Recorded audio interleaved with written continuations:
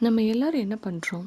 நம்ம சமூகம் அடுத்த கட்டத்துக்கு வளரணும் அப்படின்ட்டு நினைக்கிறப்போ, ரொம்ப மாடர்னான சிந்தனைகளோட இருக்கணும்னு நினைக்கிறப்போ, பழைய மோசமான விஷயங்கள்லேருந்து வெளிவரணும்னு நினைக்கிறப்போ, அவங்கள படிக்க வைக்கணும். படிப்பு மூலமா அவங்களோட எல்லா விஷயங்களும் அவங்களுக்கு மாறிடும் அப்படின்னு நினைக்கிறோம். ஆனா, சில தற்குறிகள் இல்ல, பல தற்குறிகள் படிச்சும் ஒரு யூஸும் இல்லாம இருக்காங்க.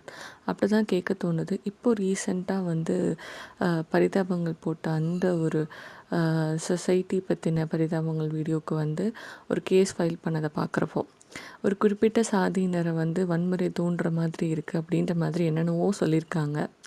பட் அப்போ நடந்த ஒரு கொலை அது வன்முறையாக அவங்க கருதலை அப்படின்னு நினைக்கிறப்போ, இவங்களாம் எதுக்குடா படித்தாங்க அப்படின்னு சொல்லி தோணுது. ஸோ ஒரு படிப்புக்கு உண்டான வேல்யூவே நம்ம ஒருத்தர் ஈக்குவலாக ட்ரீட் பண்ணணுன்றதான்.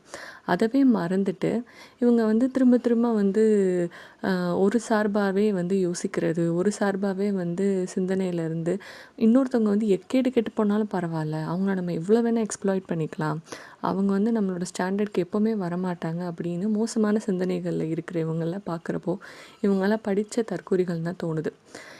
அது மட்டும் இல்லாமல் இந்த சோஷியல் மீடியாவில் இருக்கக்கூடிய பல இன்னும் பெரிய தற்குறிகள் இந்த மாதிரி வயலன்ஸை ரொம்ப ஃபேண்டசைஸ் பண்ணிகிட்டே இருக்காங்க.